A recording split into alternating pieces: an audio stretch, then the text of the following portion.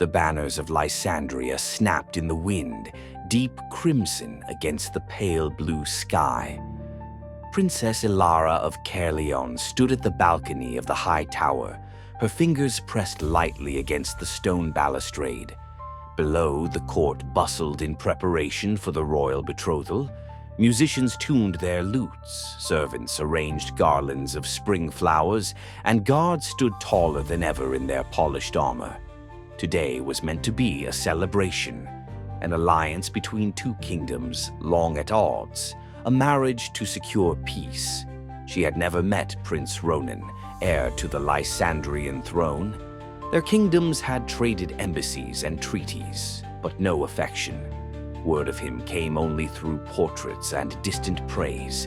Dutiful, proud, the perfect heir. Yet none of those words had comforted her since the day her father had signed her future, away with a flourish of ink and a solemn nod. Her thoughts were interrupted by the sound of laughter. She turned and saw two riders approaching the castle gates, their horses gleaming with sweat and speed. One bore the Lysandrian crest, the other rode more freely, more wildly, his dark hair undone by the wind. Ilara, her maid Anwin, spoke softly behind her. "The princes have arrived." Princes, plural. She descended the tower with a heart caught between dread and curiosity. As she approached the great hall, the world hushed, parting around the two young men now dismounting before the throne. Prince Ronan stood tall, his posture a sculpture of duty, his features carved with the same severity as the mountains he hailed from. But it was the other who caught her gaze. Prince Kael, Ronan's younger brother, bowed with the grace of a shadow slipping into moonlight. His eyes, sharp and unreadable, flicked toward hers for just a breath too long. There was something in that glance, reckless, alive, forbidden. Ilara felt her throat tighten. Two princes had arrived to claim peace, but only one would unravel her world. The banquet hall shimmered with candlelight and tension. Ilara sat beside Prince Ronan at the high table, her hands folded neatly in her lap, her expression as serene as any royal bride-to-be. He spoke politely, every word chosen with the weight of diplomacy. He asked of her kingdom, her interests, even her favorite kind of poetry. She answered with the same precision, aware that every syllable they shared was observed by two courts hungry for harmony. But her attention wandered. Across the hall, Kael lounged with the ease of a man who refused to be molded by expectation. Where Ronan's words were measured, Kael's laughter rang unguarded. He spoke with servants, jested with knights, and charmed noble daughters with the casual confidence of someone who feared nothing, not even scandal. Their eyes met again. This time, Ilara didn't look away. Later, when the wine had dulled the chatter and musicians played their final tune, Ilara slipped from the hall. Her heart beat fast as though it knew something her mind hadn't yet dared to admit. She wandered the moonlit garden, needing air, needing stillness. "Princess," she turned. Kael emerged from the shadows near the fountain, his expression unreadable. "You walk alone?" he asked. "I needed silence," she said, her voice softer than she intended. He approached slowly. "Careful.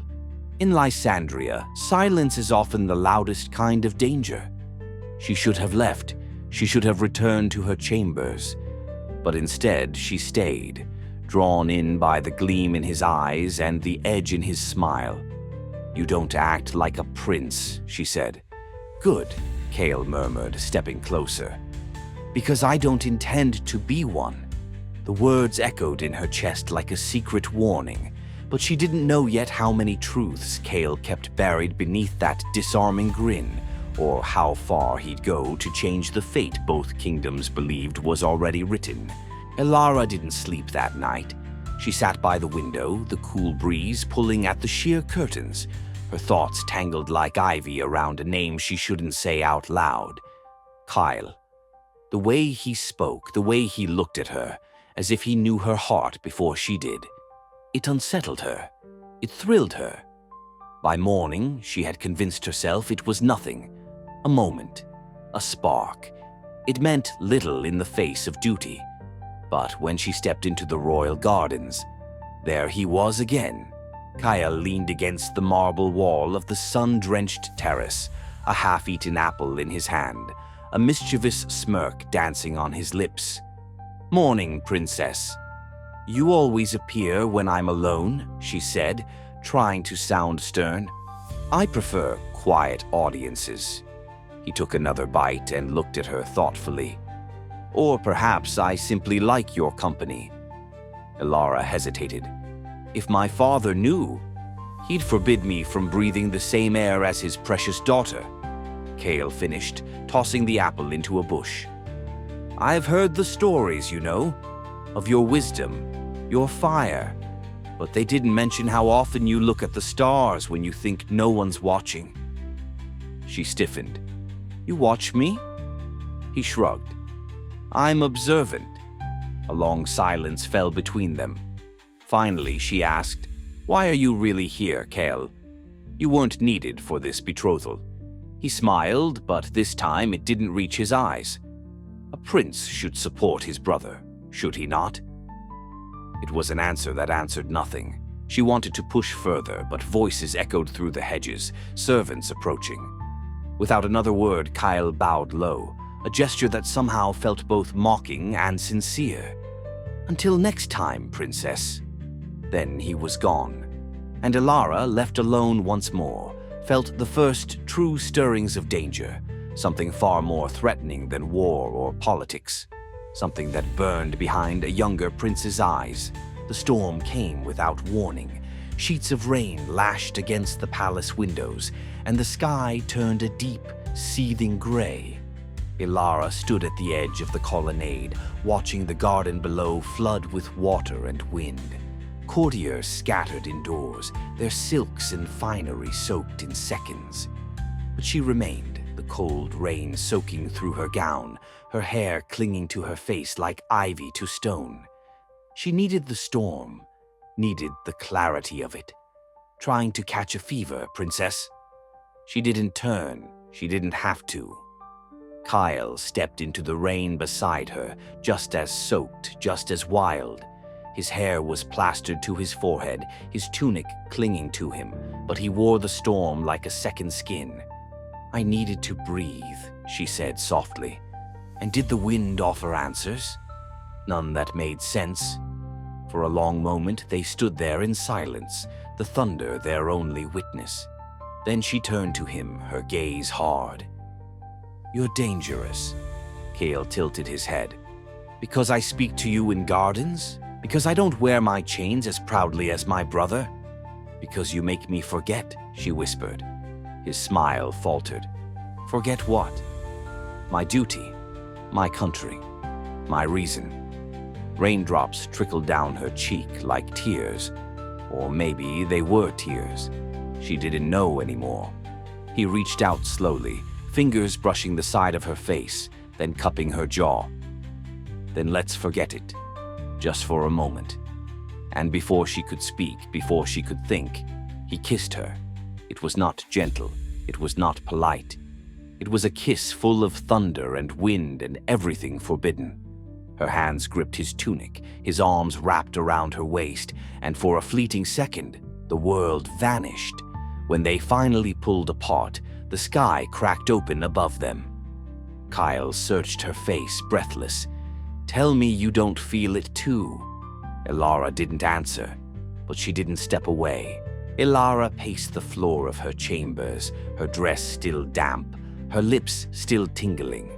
The kiss haunted her like a secret melody, dangerous, beautiful, impossible to forget. She had crossed a line she could never uncross. And worse, she wanted to cross it again. Every moment spent with Prince Ronan now felt like a lie she was complicit in.